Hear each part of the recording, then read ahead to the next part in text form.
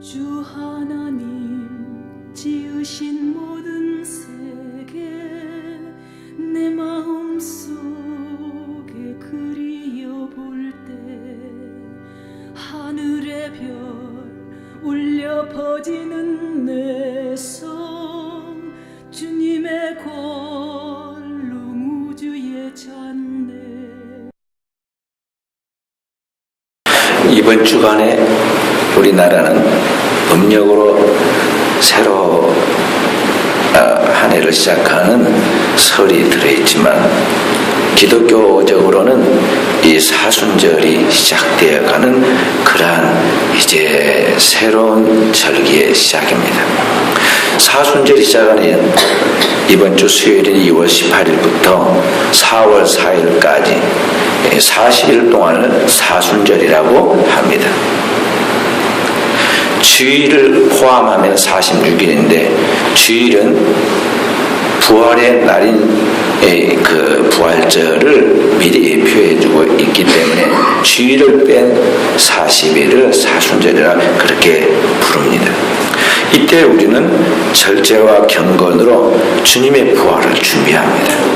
그래서 부활주일에 오늘 우리는 이 사순절 동안에 기도하면서 준비했던 사람들이 세례도 받고 또 주님 앞에 작정하여 기도한 것에 대한 하나님의 응답도 받고 그러한 의미 있는 날로서 이 사순절을 지키기 때문에 오늘 여러분과 제가 정말 정성껏 이 사순절 기간을 기도하면서 잘 보내면 반드시 하나님의 응답과 큰 축복을 받게 됩니다. 그래서 저와 우리 사랑하는 성도들이 이 사순절 기간을 그냥 기독교의 절기의 한 시간이라고 형식적으로 보내지 말고 작정해가지고 한 번도 빠지 말고 꼭 작정해서 하나님 앞에 이 사순절 기간에 기도해서 하나님의 새로운 은혜의 축복을 받을 준비를 해갈 수 있기를 바랍니다. 오늘 하나님의 말씀은 하나님의 생각을 붙잡으라는 그런 말씀입니다. 여러분과 제가 하나님을 믿을 때 우리의 마음의 깊은 소원은 하나님의 축복을 받고 싶어 하는 것입니다. 그런데 만복, 모든 복이 다 순종해서 축복이 옵니다. 그래서 성경은 우리에게 순종이 제사보다 낫다고 가르쳤습니다. 그런데 문제는 오늘 우리가 이 생활 속에서 가장 쉬운 것 같으면서 잘 안 되는 것이 이 순종입니다. 우리는 땅 위에서 살아계신 부모님에게 공경하고 그 부모님에게 순종해야 한다는 걸 잘 압니다. 근데 그게 잘 안 됩니다. 그래서 인간의 내면에 잠재어 있는 가장 큰 고통 중에 하나가 뭐냐면 불의한 것이죠.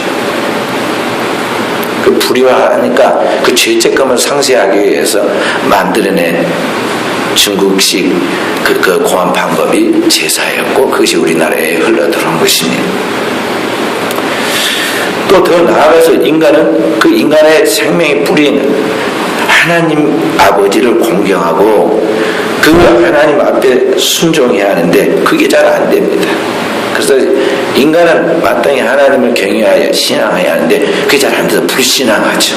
불신앙하고 불순종하여 인간의 삶에 고통이 오고 저주가 오고 죽음이 옵니다. 자, 이와 같이 순종이 중요하고 이 순종을 통해서 이 땅에 모든 만복이 오는데 이 순종이 잘 안 된다는 것이죠. 왜 인간이 알면서도 이 순종이 잘 안 되느냐?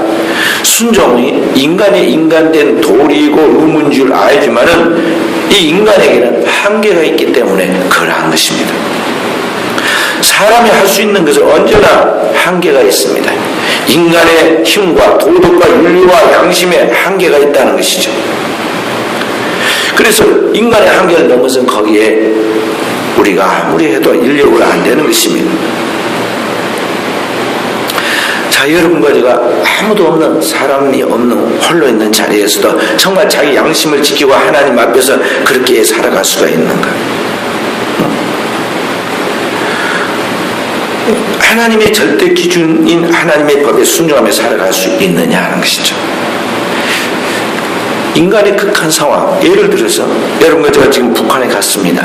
북한의 김일성, 김정일 동상 앞에 참배하지 않으면 이 나라를 빠져나가지 못할 뿐만 아니라 쥐도 새도 모르게 아우지 탄광촌에 붙잡혀가서 거기서 죽을 수 있다는, 죽고 사는 이 극한 위기의 상황에 봉착했을 때 과연 우리가 하나님의 계명대로 우상을 숭배하지 않고 그렇게 하나님의 말씀으로 의연하게 살아갈 수 있을까요? 오늘 우리가 출세해가지고 이제 계속 올라가다가 대통령이 될 자리에까지 갑니다. 이제 한 단계만 더 나아가면 이제 대통령이 뽑을 수가 있는데, 이 불교인들의 마음에 환심을 사기 위해서는 그들이 지금 하고 있는 그 행사에 가서 거기에 그들의 불상 앞에서 고개를 숙여야 하는데, 신앙인으로서 과연 이걸 해야 하는가에 대하여 여기에 단호하게 하나님의 다른 신은 없으므로 우상의 앞에 가서 절하지도 않을 뿐만 아니라 가지도 않는다, 죄인의 길에 서지 않는다고 말하면서 그렇게 단호하게 물리치고 하나님의 말씀에 순종할 수 있느냐 하는 것입니다. 인간의 이런 큰 욕심을 이룰 그런 기회가 주어졌을 때 그걸 물리치고 순종할 수 있는가 하는 것입니다. 그래서 순종하는 것, 절대적인 순종은 하나님의 능력이 아니면 안 되는 것입니다. 하나님의 성령의 능력이 아니면 아무도 하나님의 법을 법대로 따를 수가 없다는 것이죠. 다르게 말하면 성령을 받지 않으면 아무리 우리가 윤리적으로 지적으로 알아야 한다고 순종해야 한다는 것을 알면서도 결국은 실천할 수 없다는 것이죠. 그래서 결정적인 순간에 가서는 행동으로 하나님을 거스리고 거부합니다. 교회 직분자들도 똑같아요. 한국의 굵직한 사건과 문제들을 쭉 설명하면서 마지막에 뭘 꼭 나오냐면 그 사람의 정체성을 이야기할 때 그가 어느 교회 장로라고 이야기를 꼭 합니다. 그래서 교회 장로가 되고 권사가 되고 집사가 되었으니까 더욱 잘해야겠지만, 그렇게 압박하고 스스로도 애를 써서 잘해보려고 하지만 그게 되느냐 하는 것이죠.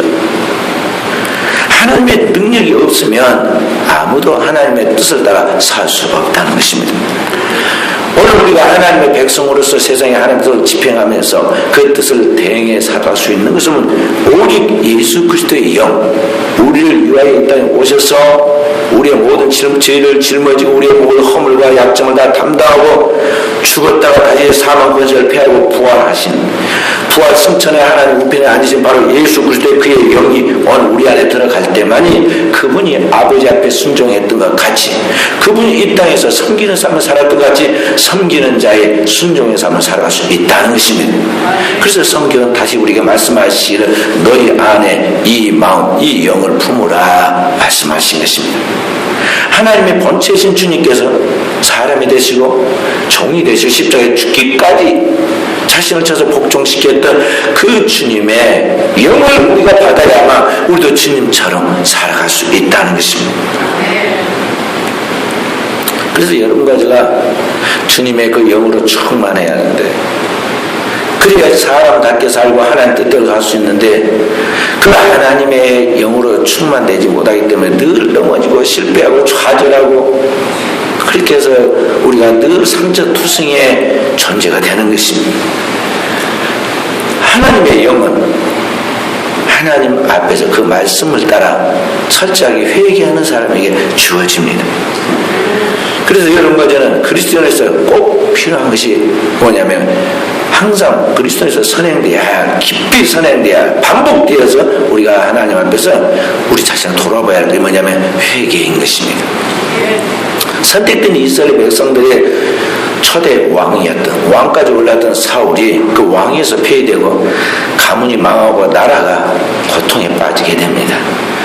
이유가 무엇이냐 하면 하나님이 그에게 주신 하나님의 말씀을 따라 순종하지 않았다는 것입니다. 하나님이 그의 종, 선지자, 그에게 기름 부었던 사무엘을 보내어서 말씀을 주어서 지적했습니다. 왜 하나님이 명하신 말씀대로 행하지 아니하였나이까? 그가 다윗처럼 즉시 무릎을 꿇고 내가 여호와께 범죄하였나이다 하고 회개했어야 하는데 사울은 회개하지 않고 변명합니다. 그리고 계속하여 불순종하면서 악한 짓을 하다가 결국에는 끝에 도달했는데 자신과 자손과 가문이 멸망하여 멸문지화를 당하고 그로 인하여 이스라엘이 블레셋에 패망하여 엄청난 고통에 떨어지게 되었다는 것입니다. 그때 하나님이 주신 말씀이 순종이 제사보다 낫고 듣는 것이 수양의 기름보다 낫다고 우리에게 가르쳐준 것입니다. 그래서 여러분과 제가 하나님 앞에서 하나님의 택한 백성의 왕같은 제사장들이 그의 소유된 하나님의 백성으로서 여러분과 제가 그런 권세 있는 신령한 축복받은 삶을 살아가도록 하기 위해서는 늘 하나님 앞에 순종해야 하는데 그렇게 살지 못하여 하나님의 성령으로 지배받는 삶을 살지 못한 것들에 대하여 우리 자신을 성찰하고 돌아보고 그리고 깊이 회개하겠어. 회개하고 하나님 앞에 예배하고 회개하고 하나님 앞에 영광 돌리는 삶을 살아야 한다는 것입니다. 그랬더니 사랑 성도들 여러분과 제가 어떻게 이와 같이 하나님의 영의 성령으로 충만하여 인간으로서 또 신앙인으로서 본분이 그 거룩한 순종의 삶을 살아갈 수 있는가 하는 것입니다. 첫 번째는 오늘 여러분과 제가 나의 이 생각을 버리고 하나님의 생각을 붙잡아야 한다는 것입니다. 모든 사람마다 인간으로서 고유한 특성이 생각할 수 있는 사유의 힘이 있습니다. 그런데 오늘 내 생각이라는 게 지금 바른 줄 알지만은 내가 보기에는 바른 것 같아도 하나님의 북극 같은 눈으로 성찰해 살펴보일 때는 이 내 생각이 얼마나 썩었고 얼마나 병들었고 얼마나 죄악된 것인가를 알아야 돼. 내 생각에는 이것이 살 것이고 이것이 세상에 성공할 길인 것 같고 이렇게 상당히 지금 바르다고 생각하는 그것이 하나님 앞에 심판받아 멸망받고 지옥에 떨어질 수밖에 없는 악한 죄악된 생각이라는 것을 알아야 한다는 것이죠. 그래서 오늘 나의 이 생각을 단호하게 버리고 하나님의 거룩한 생각과 하나님의 말씀을 붙잡아야 하는 것입니다. 오늘 나만의 선택과 그의 구원받아 치유받고 이방인으로서 하나님의 구원받은 아주 유일한 사람으로 그가 드러나게 된 것은 바로 거기에 있습니다. 이스라엘 나라의 한 소녀가 아람 나라 군대에 포로로 잡혀왔습니다. 그리고 그 소녀가 한 집에 가서 종살이를 어릴 때부터 하게 되는데 그 집이 아람 나라에서 최고의 출세하고 성공한 권력자의 이 나아만 장군의 집이었습니다. 나아만은 아람 나라를 위기에서 구출한 그 시대의 나라의 영웅이고 전쟁의 영웅이었습니다. 불세출에 아주 위대한 사람입니다. 사람들이 그가 지나가면 다 고개를 숙이고 박수를 치고 존중을 합니다. 화려한 옷을 입고 다니고 때로는 빛나는 갑옷을 입고 전쟁을 달립니다. 모든 사람이 나만에 대하여 굉장한 대단한 사람으로서 추앙을 합니다. 그러나 그에게는 남모르는 아픔과 고통이 있습니다. 그건 그의 몸이 얼마 못 살고 죽게 된다는 거죠. 그럼 그 시대에 불치병이 문둥병에 걸렸습니다. 살이 반이나 썩어 들어가고 겉은 멀쩡한 까지 지금 사람들이 그렇게 생각하지만은 실제로 그는 그 당대에 고칠 수 없는 이런 나병에 걸려서 심각한 죽고 사는 상황에 지금 봉착해 있습니다. 나가서 화려하게 박수받으며 일하고 돌아오지만 집에 오면은 그 내막을 아는 가족들과 함께 아무도 큰 소리 내서 웃지도 못하고 그렇게 행복함을 표현할 수도 없습니다. 그런 가운데 있을 때 이 나만에게 한 소녀가 그 집에서 가장 낮은 어린 이스라엘에서 잡혀난 소녀가 하나님의 메시지 복음을 전합니다. 우리 주인이 만약 내 고국인 이스라엘 사마리아에 가서 선지자 앞에 설 수 있으면 그 선지자가 고쳐줄 것입니다. 얼마나 황당무계한 이야기겠습니까? 우리 꼬마가 나병은 당대 절대 고칠 수 없는 천벌로 알고 있었고 하나님이 저주받은 자에게 나타나는 그런 특성으로 알고 있었는데 이방이나 믿지 않는 사람은 믿는 사람은 다 똑같이 그렇게 알고 있었는데 그런데 선지자가 고쳐준다? 그렇게 하니까 아마 처음에는 악의의 그냥 이야기로 그렇게 들었을 것입니다. 그러나 살 수 있는 단 한 가지 방법이나 기회가 없는 줄 알고 마지막 희망으로 이 소녀가 전한 복음을 따라 아마 그 부인이 권유했겠죠. 이스라엘 나라로 가기로 작정합니다.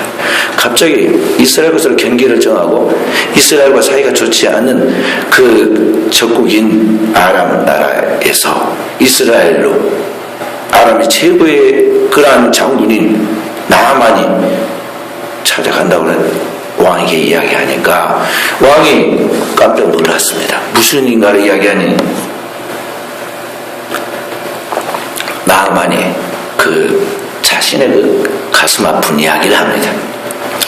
장군이 그렇다니까 나라를 위해서 그렇게 헌신한 그 장군이 그렇다니까 아람 왕이 자기가 할 수 있는 것이 없는지라 이스라엘 왕에게 내가 추천서를 써서 보내주겠다고 친히 편지를 자세히 써서 내 신하 나아만을 불쌍히 여겨 이스라엘 왕이 이 병을 고쳐주십시오 하고 추천서를 써서 보내줍니다. 나만이 이스라엘 왕에게 와가지고 편지를 내놓으니 이스라엘 왕, 그 당대의 왕이 왔는데 이 왕이 기가 막혔어요. 황당했죠. 아니 내가 여기 오늘 그러잖아요. 하나님이냐? 사람을 죽이고 살려 하나님이가 이 나병을 고쳐주라고 그를 나에게 보내느냐? 놀래가지고 옷을 찢고 신하들하고 이야기했습니다. 자 생각해봐라. 무슨 뜻이 있는 거 아니겠느냐? 아니 저 나병 환자를 나보고 고치냐고 저렇게 지금 보낼 때는 뭔가 나에게 지금 기회를 봐가지고 시비를 걸어서 우리가 싸우자는 거 아니겠느냐?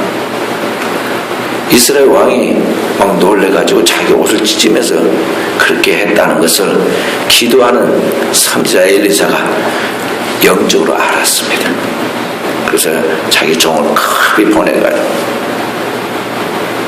이스라엘 왕에게 품위를 떨어뜨리지 말고 그를 내게로 보내주십시오. 내가 이스라엘에 하나님이 계신다는 것을 그에게 보여주겠습니다. 그래서 그때서야 이스라엘에 위대한 선지자 엘리사가 있다는 것을 왕이 알고는 아유 구원자 만났구나 하고는 그를 기쁘게 엘리사에게 보내줍니다. 그렇게 해서 나아만이 이번에는 엘리사를 만나기 위해서 갈멜산 그리고 엘리사가 있는 도단의 이 엘리사 선지자 집 앞에까지 왔습니다. 도착했다고 소식을 넣으니까 엘리사가 그 높은 나아만 장군이 왔으니까 부신없게 쫓아나와서 영접하고 대우하고 인격적으로 예의를 갖출 줄 알았더니 나오지도 않고 고요합니다. 한참 만에 한 종이 나오더니 우리 주인이 말하기를 여호와께서 여단강에 가서 7번 몸을 씻으라 그러면 깨끗하리라 꼭 말씀하였습니다. 그 말하고는 뒤도 안 돌아보고는 쏙 들어가 버립니다. 지금까지 태어나가지고 아람의 장군으로서 그리고 세계 각국의 많은 나라도 다녀보았던 그런 사람으로서 이렇게 황당하고 무례하게 푸대접 받아보는 처음입니다. 그래서 여기 보면 11절에 나만이 노하여 물러간다 그랬습니다. 화가 엄청 났습니다. 물러가면서 그렇게 말합니다. 내 생각에는 그 선지자 그가 내게 정중하게 나와서 그의 하나님 여호와 이름을 부르고 그 손을 아픈 부위에다 탁 이렇게 들고는 그 하나님 여호와 이름으로 내 병을 고칠까 해놓으라. 근데 이게 뭐냐? 나오지도 않고 기도하지도 않고 여호와 이름을 부르는 것도 없고 그 다음에 자 우리나라에 담에서에 가면은 진짜 유명한 강들 여기 나와 있는 거죠. 바로발과 아바나와 같은 이런 유명한 강들이 얼마나 있는데 그 강에 비하면 색강과 같은 이 요단강에 가서 나를 보여 7번 몸을 씻어라. 그럼 깨끗해진다. 아니 그렇다면은 다메섹에 있는 그 강에 가서 씻으면은 그보다 더 깨끗하게 되지 않겠느냐. 그래서 노하여 떠나갔다. 그래서 몸을 돌려서 노하여 떠나갔다. 엄청 화가 났습니다. 그럼 떠나갔습니다. 이제 그대로 가면은 병 못 고치고 죽는 거죠. 그 고집대로 그 생각대로 그대로 나갔다면 죽는 거예요. 근데 여기에 복 있는 사람은 또 주변에 있는 사람들 또 복 있는 사람들이 따라 붙습니다. 나아만에게는 덕이 있고 복이 있는 신하들이 있었습니다. 그의 종들이 나와 그에게 말했습니다. 그를 책망하고 그를 바로 잡아주죠. 내 아버지요, 어른을 부르는 이야기. 선지자가 당신에게 이보다 더 큰 것을 하라고 안 하려고 했습니까? 하물며 아주 물이 들어가서 시체라는데 요단강에 들어가서 시체라는데 왜 그것을 안 한다고 하십니까? 그 안 하려고 왔습니까? 하는 것이죠. 사실 지금 화가 엄청 났어요. 나만은 장군입니다. 항상 칼을 차고 다니는 장군이에요. 장군이 화가 나서 칼을 빼가지고 자기 신하 하나 목을 치는 건 아무것도 아니에요. 지금 목숨을 내놓고 이야기를 했습니다. 그런데 뱃사람은 또 다릅니다. 그 이야기를 가만히 듣고 정신이 돌아가 가만히 생각해 보니까 그렇구나. 내가 지금 선지자에게 나오면서 선지자의 말을 듣고 고침을 받으러 나왔지 내 생각대로 내 고집대로 하려고 나온 거 아닌데 내가 내 습관 따라 이렇게 잘못된 생각으로 지금 계속 고집을 부렸구나 생각하고는 그가 고칩니다. 그래서 14절에 보면 나아만이 이에 내려가서 하나님의 사람의 말대로 나아만이 태도를 고쳐서 생각을 고쳐서 하나님의 종 엘리사 선지자를 통해 나오는 하나님의 말씀에 순종하여 내려가서 요단강에서 7번 몸을 잠갔다 그랬습니다. 그랬더니 그 몸이 깨끗하여 회복되었는데 어린아이의 살과 같이 막 태어난 어린아이처럼 그렇게 뽀송뽀송하고 예쁜 어린아이 살과 태어났다는 것입니다.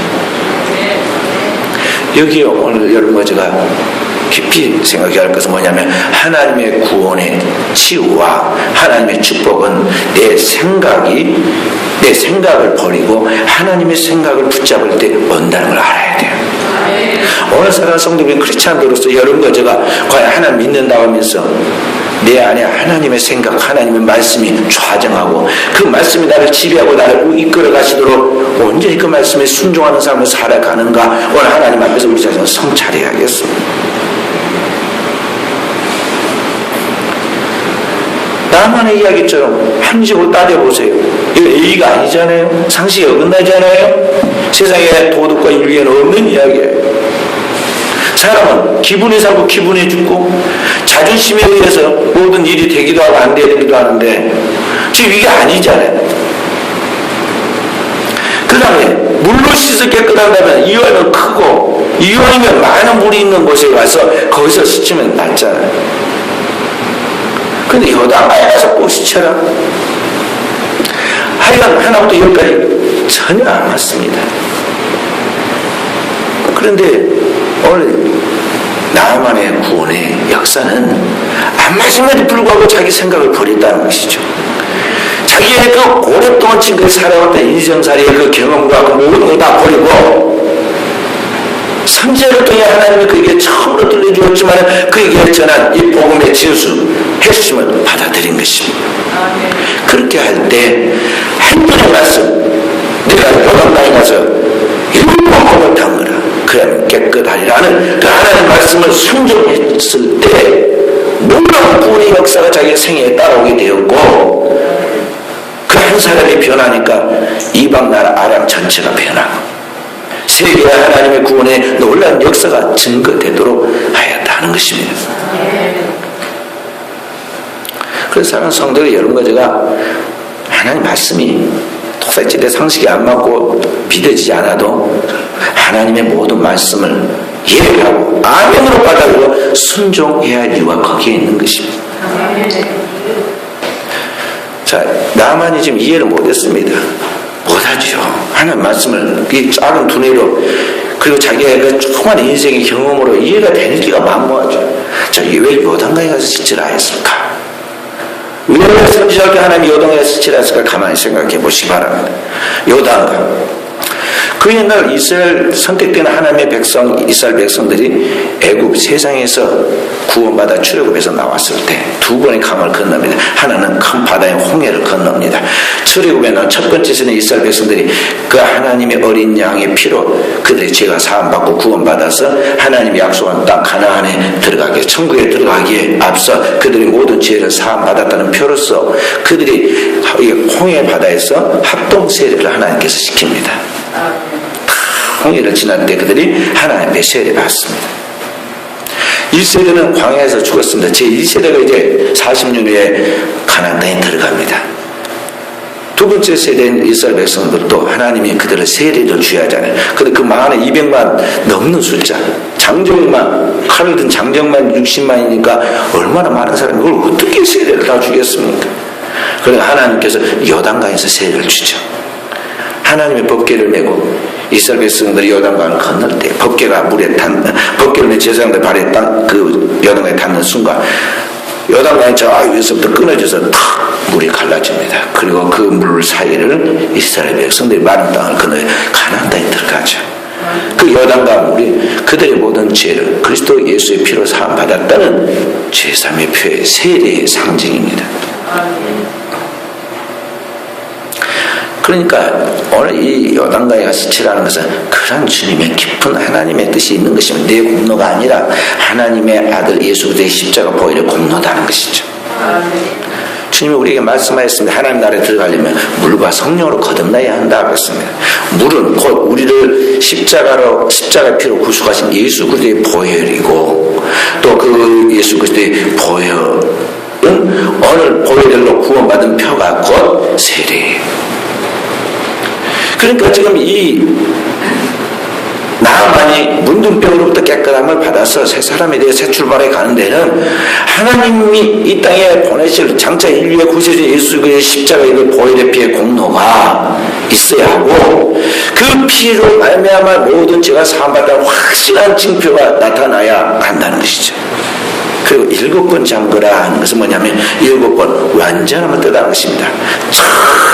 철저하게 십자가의 보혈의 피로 담고 또 담고 정결되고 또 정결돼서 완전하게 되어야 한다는 것이죠. 그리고 내면의 내적인 그 변화와 충만함은 외적인 현상으로 나타나는데 그것이 치유예요. 주님의 보혈의 피로 죄사함을 받는 자에게 하나님께서 성령의 선물을 주시죠. 그래서 성령으로 말미암아 그 영과 육신의 모든 것들이 치유함을 받게 돼서 성령의 은사가 나타나는데 그 성령의 은사에 나타나는 분야 하나가 신유의 은사 병고침이에요.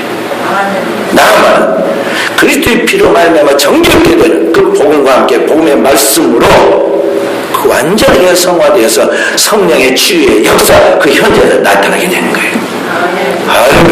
누가 성령을 거듭난 자는 하나님의 나라에 들어간다고 그랬고 주님이 너희가 이렇게 어린아이같이 되라고 그랬잖아요. 그래서 나만이 어린아이 같은 새살을 치유가 돼서 새사람이 된 거예요.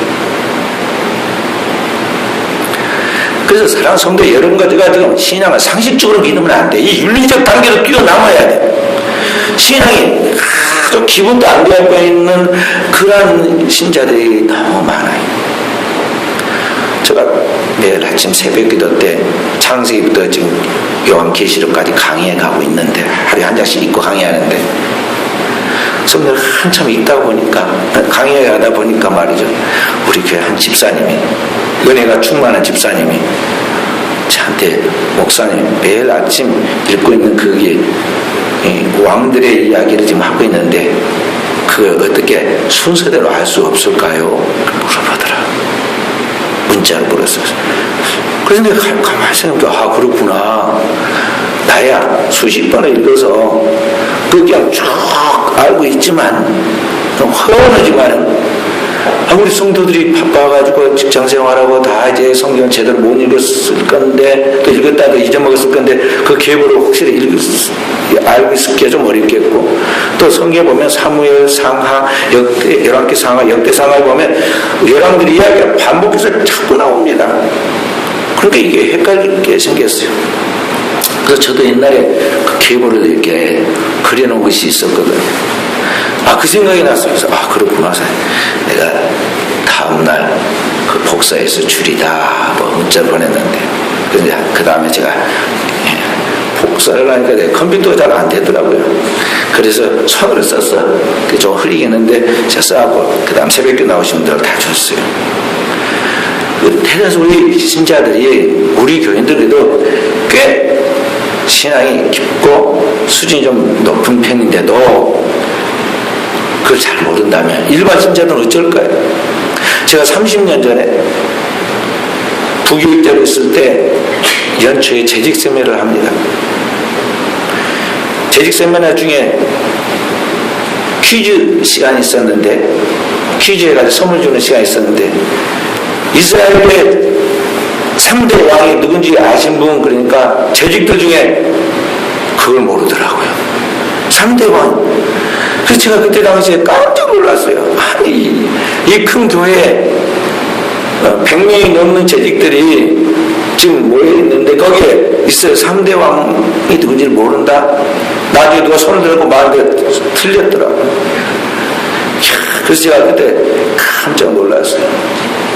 그렇다면 말씀으로 나아가는 장로교회라는 우리 교회가 통합적 교회가 이 정도다면 일반 성도들 신앙 순위가 어떠할까요?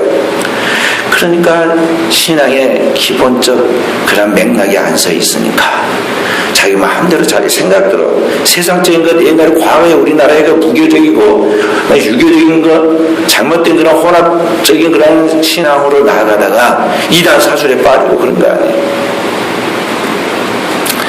그래서 하나님의 말씀을 우리는 읽고 하나님의 말씀을 설교 말씀을 듣고 그 가운데 있는 것이 나의 삶 속에 깨달은 것을 그대로 지켜나가서 순종할 수 있도록 신앙의 거룩한 영성을 쌓아가도록 해야겠어요. 할렐루야.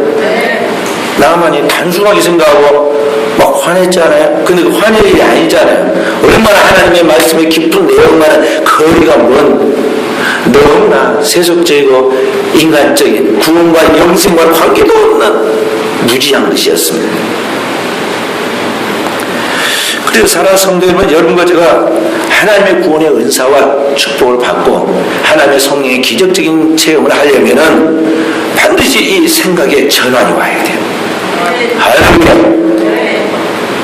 목사님 저 제자 훈련 4번이나 받았는데 또 하라고요? 그럽니다. 아니 더 해야 돼요. 왜냐하면 은혜 받고 말씀으로 부정해가지고 조금 이제 뭐가 이제 하나님 말씀으로 딱 설라고 뚜껑이 딱 열어졌습니다. 그런데 가서 밖에 가서 막 뭐하고 돌아다니다 보면 뚜껑이 딱 닫혀가지고 옛날로 돌아갔어요. 그리고 똑같이 세상적으로 또 살아갑니다.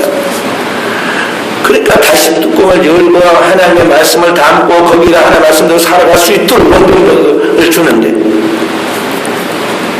어느 날 기도를 쉬고 또 돌아다닌다고 오더니 또 완전히 망가졌어요. 또 세상으로 돌아갑니다. 이게 습관이 됐어요. 그래서 완전하게 하나님 말씀이 육신이 되어 우주 예수 그리스도처럼 하나님의 영광을 세상에 드러내는 은혜와 진리가 충만한 삶을 살아가도록 하기 위해서는 하나님의 말씀을 철저하게 무장해야 한다는 것입니다. 왜 그러느냐? 말씀 충만이 성령 충만이에요. 하나님의 성령은 진리의 성령이세요.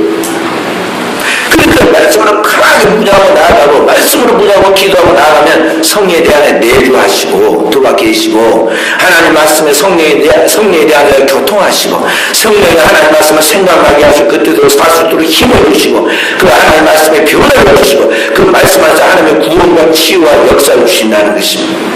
할렐루야. 그리스도인은 말씀으로 살아야 돼요. 사람이 무엇으로 사는가에 대해 하나님의 입으로 나오는 말씀으로 살아야 한다는 것입니다. 오늘 나아만이 말씀을 처음 들었을 때 튕겨나갔습니다.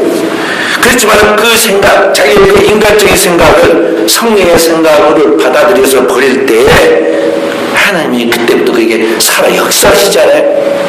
성령은 거룩한 영, 거룩한 정신이에요. 또 홀리 스피리트, 홀리 거룩한 스피리트, 영, 정신이에요. 그러니까 하나님의 그 거룩한 진리의 생각을 내가 받아들이고 나아갈 때 하나님의 성령의 그 진리의 말씀을 따라 운행하시고 그 진리의 말씀을 생각나게 하시고 그 말씀대로 성취하신다는 것입니다. 할렐루야. 그래서 사랑하는 성도 여러분, 여러분과 제가 오늘 자신을 가만히 살펴보시기 바랍니다. 내게 하나님의 그 거룩한 말씀을 따라 살아가는 삶, 주님과 동의함이 있는가 하는 것이죠. 주가 예배드리고는 일주일 내내 그냥 세상 사는데 거기에 집중하고 노는데 집중하고 그냥 밥 먹고 그냥 사는 그런 것에 익숙해 있다가 주일날 다시 또 생각나서 찾아옵니다. 그 정도 가지고 하나님의 높은 이 경지와 수준에 서서 하나님처럼 살아갈 수 있다고 생각하십니까? 목사로도 안 되는 거예요. 비록 그가 신학을 10년을 공부해가지고 목사가 된 사람이 할지라도 주 앞에서 자신을 쳐서 복종을 시키고 하나님께 기도하면서 하나님의 말씀으로 무장하고 나아가지 않으면 결코 하나님 말씀의 일정 일일도 지킬 수 없는 그런 싹군이 되고 만다는 것이죠. 그렇기 때문에 사랑하는 성도인 여러분과 저는 하나님 앞에서 다 하나님이 불러서 그리스도의 삼중직과 같은 택한 족속의 왕같은 제사장이요 하나님 말씀 세상에 그걸 전가하도록 보낸 선지자들로서 그 영적인 기품 있는 사람, 능력 있는 사람을 살아가기 위해서는 하나님의 말씀이 내 육신이 되도록 깨어 기도하자면 안 된다는 것입니다. 그래서 사랑하는 성도 여러분, 여러분과 제가 이 하나님의 말씀을 완전하게 내 것을 소유하기 위한 철저한 경건의 훈련들이 돼야지 알겠어요. 하나하나 고쳐나가야 돼요. 잘못된 생각과 잘못된 습관을 고쳐야 합니다. 나만을 생각해 보세요. 고치는 게 얼마나 힘들겠습니까? 왜냐하면 다른 것은 모르지만 이것은 꼭 하기 곤란한 것을 지금 하나님 말씀하시잖아요. 나병이 걸렸습니다. 나병은 부끄럽고 수치스럽게 여기고 있는데 그 막 썩고 문드러져가지고 몸이 반이나 지금 막 그냥 떨어져 나가는 고름 차 있는 그 몸뚱이를 사람들이 보여야 돼요. 빨가먹고 여당만에 들어가는데 살짝 한 번만 들어도 나오는 게 아니라 일곱 번에 들어도 나왔다 해야 돼요. 그걸 하나님 시키시잖아요. 하나님 말씀을 육신이 되어 내가 지켜나가려고 하면은 내 자존심 다 버리하고 사람들부터 오는 철학과 비참함에 불리고 다 방해하고 그렇게 함으로써 나의 존재 자체가 완전히 망가짐을 감수해야 한다는 것이죠. 그게 겸손이에요. 겸손, 휴밀리티라는 말은 비참함, 철학, 허물됨이라는 뜻이에요. 그러니까 주님의 말씀을 따라 그것을 준행해서 내가 그것을 세워가도록 하기 위해서는요, 나라는 존재가 완전히 버려지더라도 그 말씀을 받아들여야 한다는 것입니다. 그래서 주님이 아무든지 나를 따르려건 자기를 부인하고 자기 십자가를 지고 나를 쫓을 것이라 그런 것입니다. 오늘 주님의 말씀을 절대 신뢰하여 나를 완전히 부인하고 나를 버리고 나가려면 죽을까 해야 돼요. 죽을까? 참 나만은 그런 면을 보면 용기 있는 사람이잖아. 신앙은 용기가 필요해요. 주님의 말씀대로 순종하려는 사람은 담대함이 필요하다는 것이죠. 할렐루야. 담대함이 없으면 주를 보지 못하고 담대함이 없으면 하늘의 상을 받지 못한다는 걸 알아야 돼요. 오늘 여러분 저는 하나님의 말씀대로 나를 쳐서 복종시켜서 그 말씀을 따라 순종해서 살아가려고 할 때에 거룩한 용기가 필요하다는 것입니다. 오늘 우리가 자기가 좀 바꾸어서 살고 싶습니다. 다르게 살고 싶은데 그게 잘 안 되잖아요. 자기를 바꿀 수 있는 용기가 있어야 돼요. 만약 자기를 바꿀 수 있는 용기가 없는 사람은 내 육신의 저주를 벗어나지 못해요. 용기 없는 그의 태도가 결국 자신의 운명을 결정하는 거예요. 운명은 하늘에서부터 정해져 가지고 우리가 그대로 따라가는 그게 아니에요. 그 미신이에요. 그것은 숙명론자들이 하는 말이에요. 운명은 자기가 만들어가는 거예요. 자기가 어떻게 만들어가냐. 자기 운명의 개척자가 자기인데 하나님 말씀을 따라서 나를 바꾸어 나아가다 결심하고 결단하고 매일 하나님 말씀 앞에 서서 나를 쳐서 복종시키는 사람은 자기의 운명에 있어서 하나님이 높은 단계에 그를 쓰시고 축복하셔서 자기의 인생의 성공자가 됩니다.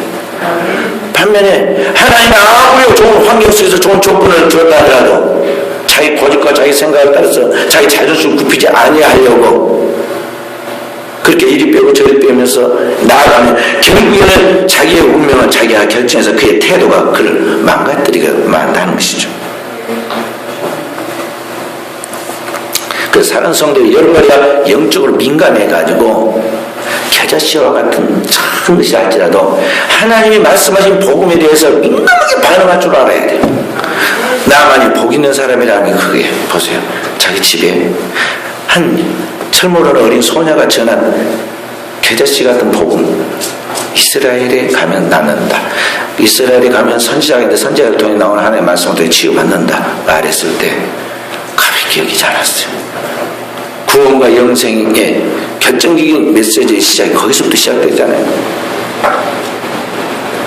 또 엘리사의 집에 왔을 때 이름도 모르는 한 조그만 종이 톡 튀어나와가지고는 뭐라고 한 줄 던진 말이 요단강에 가서 7번 씻으면 내가 회복되리라, 깨끗하게 회복되리라 말씀하였느니라. 오는 게 안 들어가고 있는데 그냥 화내고 그 중에 잊어버리고 그만둬버렸으면 그걸로 끝나는 거죠. 그 말씀을 받아들여. 하나님의 말씀을 여러 가지가 마치 배고픈 그 새끼 제비들이 어미가 물어다 주는 그 먹이를 입을 쫙 벌리고 탁탁 받아먹듯이 하나님의 생명의 말씀을 받아먹고 자랄 줄 아는 그런 영감이 있어야 한다는 것이죠. 할렐루야. 드라마나 눈이 빠지게 쳐다보고 눈이 빨개져갖고 어제 뭐 하셨느냐 저녁 내 드라마 보고 그러다가 이렇게 눈이 빨개졌다가 잠깐만 보다고 말이죠. 그러고 이런 거 제가 지금 어디에 집중을 하고 있는 걸 살펴야 합니다. 오늘 이런 거 제가 나만처럼 7번 몸을 잠그라 같죠. 다 됐다고 내가 만족하면 안 돼요. 주님이 되었다고 인정해 줄 때까지 완전한 주님의 치유가 내 영광과 육신에게 나타나서 하나님의 자유함이 나타날 때까지 오늘 이 나만 완전히 자유했잖아요. 깨끗해졌어요. 얼마나 자신이 넘쳤겠어요. 그만큼 유능한 사람이 하나님의 은혜 받고 치유받고 성령의 능력을 받았으니 얼마나 이제 그 후반부 인생이 날았겠습니까? 여러분들이 예수 믿고 진리가 그래 자유케 하냐는 말씀처럼 완전한 하나님의 신앙의 자유가 도달해야 돼요. 할렐루야. 예수가 율법주의 예수 믿는 것이 말은 율법주의 억압을 통해서 그게 금욕하고 괴로움과 고민으로 사는 게 아닙니다. 믿는 그때부터 시작해서 이 신앙은 자유해야 돼요. 진리 안에서의 자유예요. 그리스도인은 진정한 복음의 말씀인 진리를 받아서 먹고 진리로 말미암아 치유받은 자에게 나타나는 자유함이 있어요.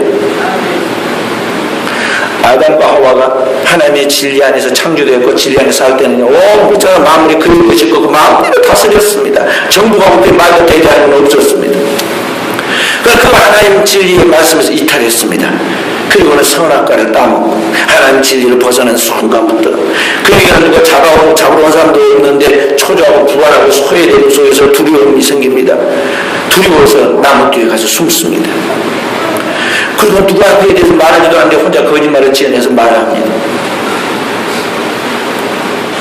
하나님의 진리 안에 있지 않는 인간의 삶은 늘 불안의 연속이고 초조의 연속이고 그래서 괴로움과 두려움 때문에 불면증이 생기는 거예요.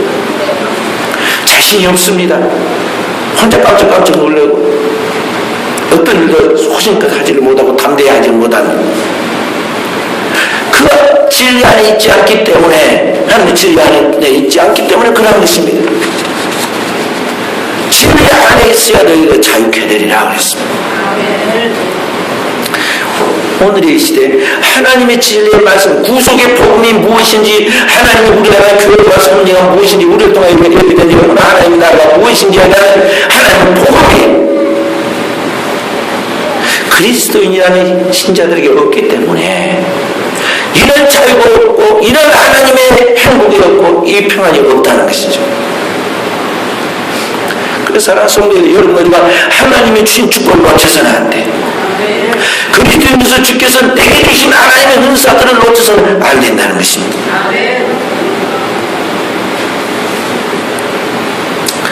죄와 사망의 법에 매여가지고 하나님의 법을 지키지 않으니까 죄와 사망의 법이 마귀에게 속아가지고 이리 넘어지고 저리 넘어가지고 죄와 사망이 나를 얽어매가지고 영혼이 죽으니까 영만 죽는 것이 아니라 저주받아가지고 육신도 질병이 생기고 질병이 생겼는데 고칠 수 없는 심각한 나병까지 걸립니다.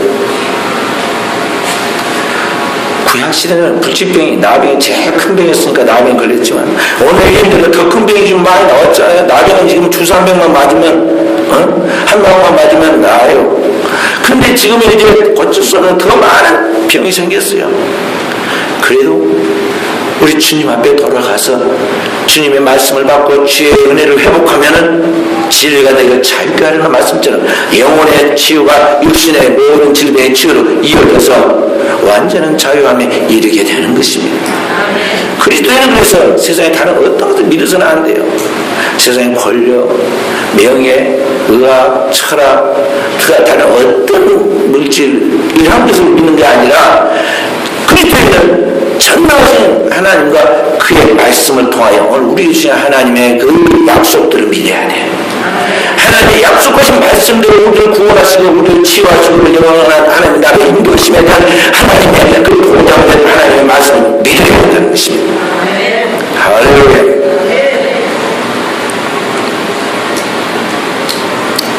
그래서 사랑하는 성도들은 계속 자기 생각을 바꿔야 합니다. 메드르 라주라는 사람이 이름도 좀 이상해요. 메드르 라주라는 이 사람이 쓴 작은 세상을 바꾸는 작은 습관이라는 책이 있습니다. 그 책에 보면은 이런 재미있는 이야기가 나와요. 결혼해서 50년이 된 부부가 나이가 많으시겠죠? 부부가 금혼식을 갖게 됩니다. 가난한 집에 금혼식을 하니 뭐 특별한 걸 했겠습니까?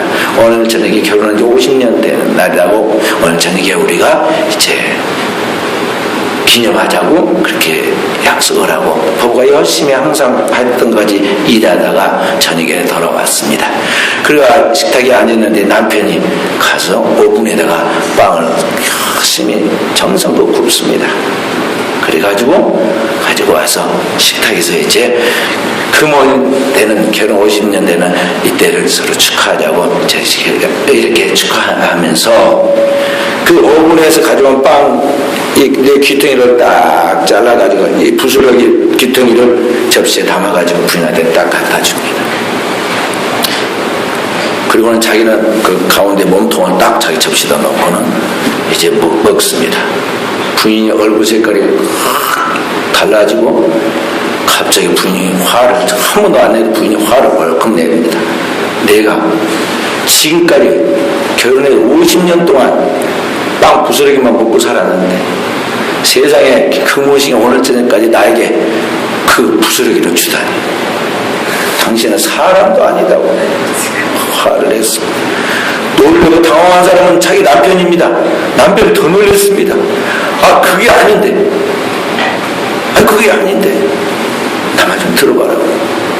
나는 어렸을 때 우리 어머니가 빵을 구우면 빵을 구워가지고 잘 구워진 데가 내 귀퉁이 거기가 참 노릇노릇하게 잘 구워졌기 때문에 그게 제일 맛있었고 제일 맛있는 그 부위를 우리 어머니가 딱 잘라가지고 나를 제일 사랑하기 때문에 나에게 주었는데 그래서 내가 좋아하니까 내가 좋아하는 빵 부위를 내가 먹고 싶어도 애껴 낳고 항상 당신한테 주었는데 왜 당신이 그렇게 생각할 줄 내가 몰랐다고 하고 이야기했습니다. 무엇이 문제죠? 이 남편이 아내의 생각을 몰랐다는 거죠. 아내가 남편에 대해 생각을 몰랐던 거죠. 여러분, 우리가 하나님을 믿었지만 이게 지금 하나님과 내가 완전히 영원한 편성을 듣고 가고 있어요. 주의 뜻이 무엇인가를 이해해야 하는데, 그리고 그 주님의 뜻을 알고 예수 믿을 때 우리 중에 예수 그리스도와 그 아는 지식에서 자라가려고 해야 하고 영적 성장을 통해서 그리스도의 장성 분량에 도달하려고 해야 하는데, 10년 전에 믿는 것보다 더 형편없어졌습니다. 더 달아졌습니다. 더 거짓말 써주고 직분 반영하니까 이제 더 말 안 듣습니다. 그렇게 되면 어떻게 되겠어요? 주님이 나를 아신 것 같이 내가 주님을 알아야 하지 않겠어요? 주님은 우리를 다 아십니다. 그래서 가장 좋은 베스트를 우리에게 항상 주시잖아요. 필요할 때마다 가장 좋은 것, 적재적소에 우리 주님이 우리를 공급해 주십니다.